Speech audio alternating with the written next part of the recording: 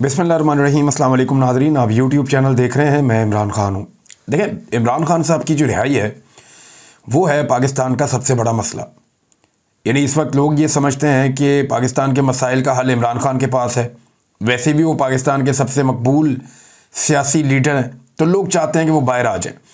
हर आदमी इसके बारे में बात कर रहा है। तो दो चीज़ें अभी बहुत ज़्यादा वायरल हो रही हैं, और ये बातें जो हैं एस्टेब्लिशमेंट के प्लेटफॉर्म से बाहर आई हैं। ऐसा नहीं है कि इमरान खान साहब ने कोई दावा किया या उनके साथियों ने कोई दावा किया। हत्ता कि जो असद कैसर साहब हैं, जो नॉर्मली मुज़ाकरात के अंदर रहते हैं, और जब भी कोई मुज़ाकरात की बात होती है तो इमरान खान साहब उनको फ्रंट लाइन पर रखते हैं, उन्होंने भी कह दिया कि इमरान खान साहब के अभी कोई मुज़ाकरात हो नहीं रहे या कुछ चीज़ों में तब्दीली आ नहीं रही, या इमरान खान साहब की रिहाई के बारे में उनके पास कोई खबर नहीं है।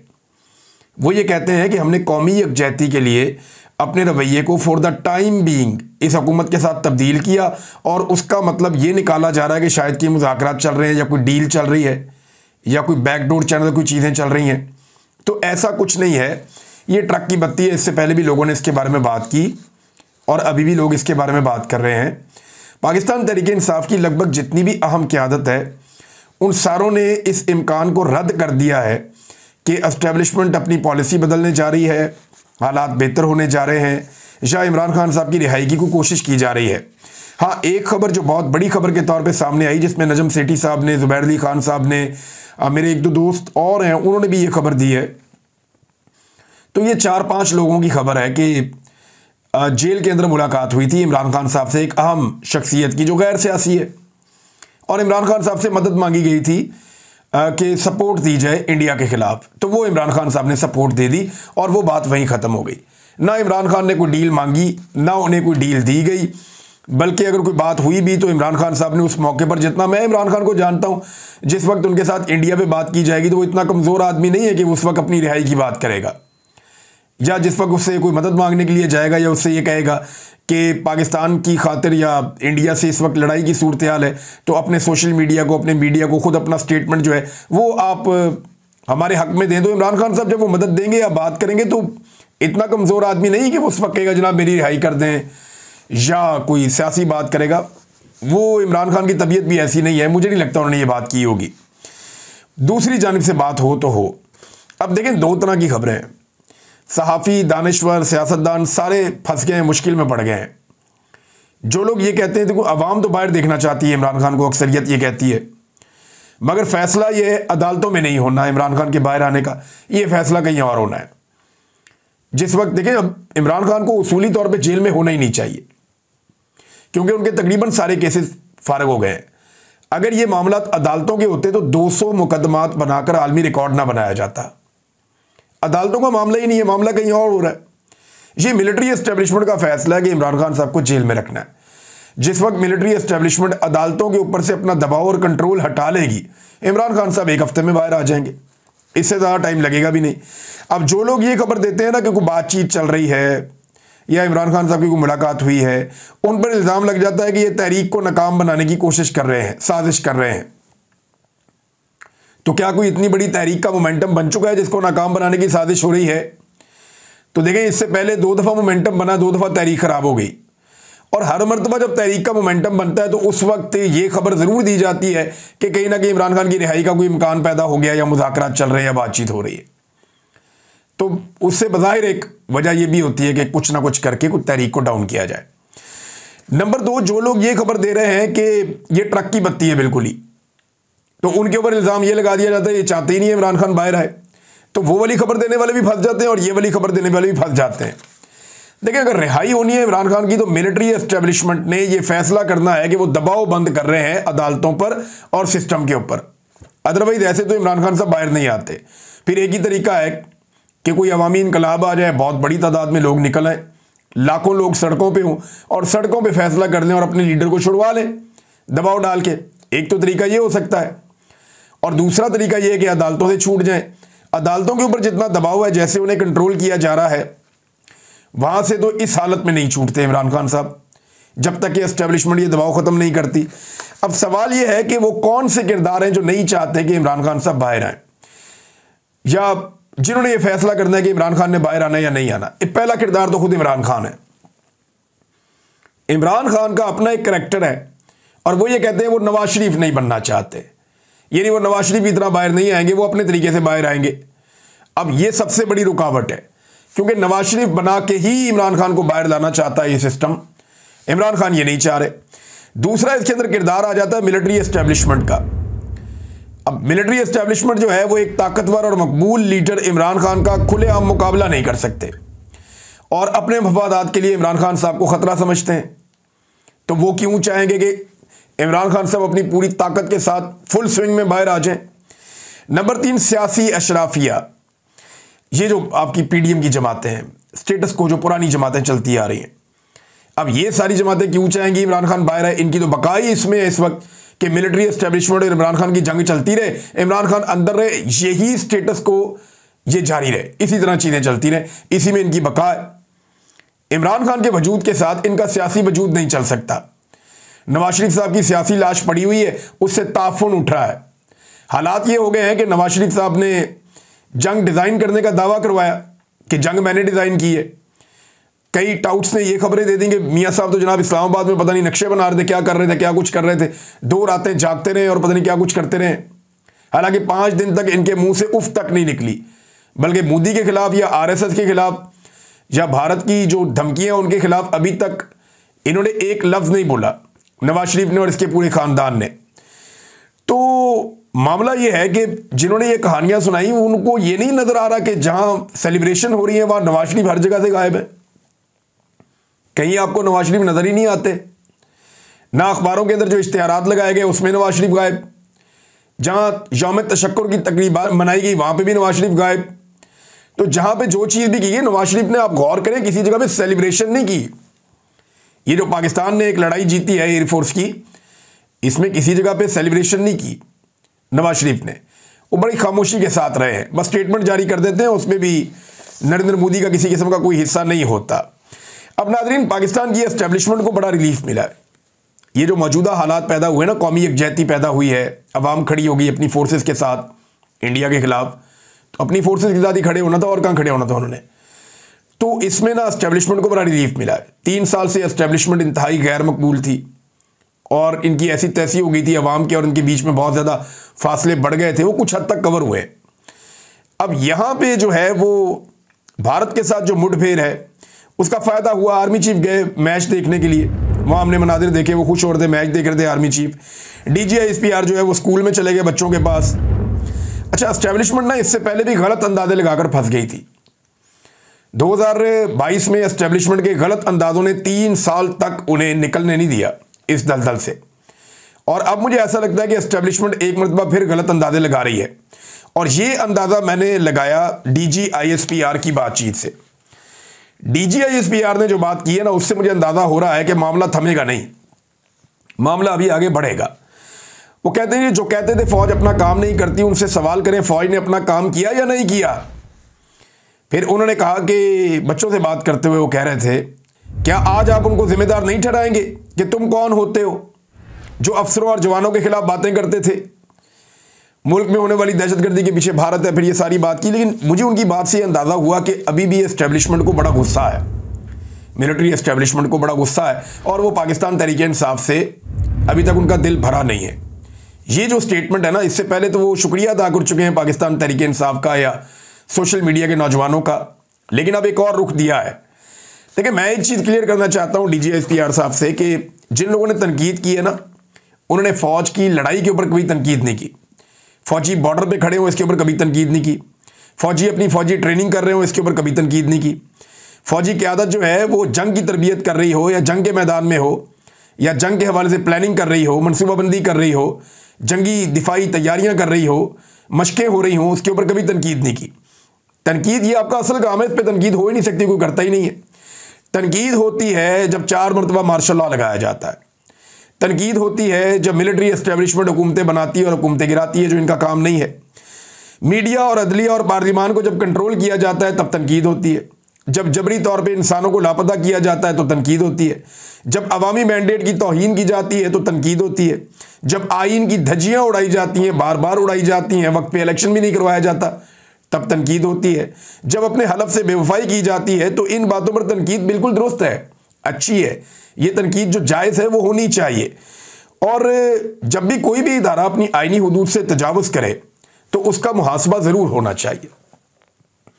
DGI SPR बताएं ना कि किस जगह पे कोई ऐसी तनकीद पाकिस्तानियों ने की है या पाकिस्तान के नौजवानों ने की है जहां पे फ़ौज अपना काम कर रही थी और नौजवानों ने और पाकिस्तानियों ने उनके ऊपर तनकीद शुरू कर दी। ऐसा तो नहीं हुआ। वो तो बहुत आटे में नमक के बराबर कुछ लोग हो सकते हैं, वो हर मुआशरे में हर मुल्क में होते हैं, इंडिया में भी हैं, अमेरिका में भी हैं, यूरोप में भी हैं, आटे में नमक के बराबर, लेकिन वो नुमाइंदगी नहीं करते पूरे पाकिस्तान की। ये जो पाकिस्तानियों ने तनकीद की है वो एक गैर आईनी किरदार के ऊपर तनकीद की है। वो तनकीद की है बंद कमरों के उन फैसलों पर जो अवामी मैंडेट के खिलाफ गए या अवामी राय के खिलाफ गए। तो वो तनकीद तो बिल्कुल जायज़ थी और बिल्कुल दुरुस्त तनकीद थी और इसी तनकीद से पाकिस्तान आगे बढ़ेगा। नाज़रीन, न्यूयॉर्क टाइम ने एक खबर दी है, वो खबर मैं आपके सामने रखता हूं, लेकिन उससे पहले नजम सेठी साहब ने इंडिया और पाकिस्तान की जंग के हवाले से कुछ दावा किया। अब उन्होंने ये कह दिया कि ये जंग का जो आगाज़ था ये एक फरेब था और एक ड्रामा था। भारत ने पाकिस्तान को पहले ही बता दिया था और आंख मार दी थी कि जनाब हम फलां जगह अटैक करने आ रहे हैं, तो तुसी ज़रा अपना बंदोबस्त कर लो। और पाकिस्तान ने उन सारी जगहों को खाली भी करवा दिया था। ये खबर मैंने आपको दे भी दी थी कि 1000 मदरसे तो आज़ाद कश्मीर में खाली करवाए गए थे। फिर जो यहाँ पे था मुरीदके वाला वो भी खाली करवाया गया, भावलपुर वाला वो भी खाली करवाया गया। बाकी जहाँ जहाँ पे इंडिया ने अटैक किया वो तमाम मदारिस और वो जगहें, वो मस्जिदें पहले से खाली करवा ली गई थी। वहाँ शहादतें इसीलिए कम हुई हैं, वरना हज़ारों लोग वहाँ पे मौजूद होते हैं। तो इंडिया ने पहले पाकिस्तान को आगाह किया कि हम ये करने जा रहे हैं, वो तो अपने लोगों को इसका मतलब बेवकूफ़ बना रहा था। वो तो सिर्फ और सिर्फ चंद इमारतें गिरा के भारत के अंदर अपनी सियासत खड़ी करना चाह रहे थे और पाकिस्तान को आइडिया था कि ये कहां पे आकर अटैक करेंगे, इसके बावजूद उन्होंने अटैक कर दिया। अब ये दोनों मुल्कों की क़यादत के ऊपर एक बड़ा संगीन किस्म का मामला बन जाता है। इस पर राहुल गांधी ने एक ट्वीट किया है और ये जो स्टेटमेंट है ये उनके फॉरेन मिनिस्टर ने दिया है भारत के। राहुल गांधी कहते हैं informing Pakistan at the start of our attack was a crime. ये एक जुर्म था कि हमले से पहले, हमले के आगाज़ से पहले पाकिस्तान को आगाह किया जाए। और जनाब ये वो कह रहे हैं कि मिनिस्टर ने पब्लिकली एडमिट कर लिया इस बात को कि गवर्नमेंट ऑफ इंडिया ने ये किया है, कि भारतीय हुकूमत ने ये किया है। ये बात जो है वो फॉरेन मिनिस्टर ने बाकायदा इसको एग्री कर दिया है, इसको मान लिया है और ये बात जो है एडमिट कर ली है। अब 2 सवाल उठाए राहुल गांधी ने, ये बड़े अहम सवाल हैं। नंबर 1, उन्होंने कहा कि ये करने के लिए आपको ऑथोराइज्ड किसने किया था, यानी ये करने की अथॉरिटी आपको किसने दी थी कि आप पाकिस्तान को आगाह करें कि हम फला जगह अटैक करने आ रहे हैं, लिहाजा आप अपना बंदोबस्त कर लें। ये अथॉरिटी पाकिस्तान को बताने की भारत की हुकूमत को किसने दी थी, राहुल गांधी ने पहला सवाल उठाया।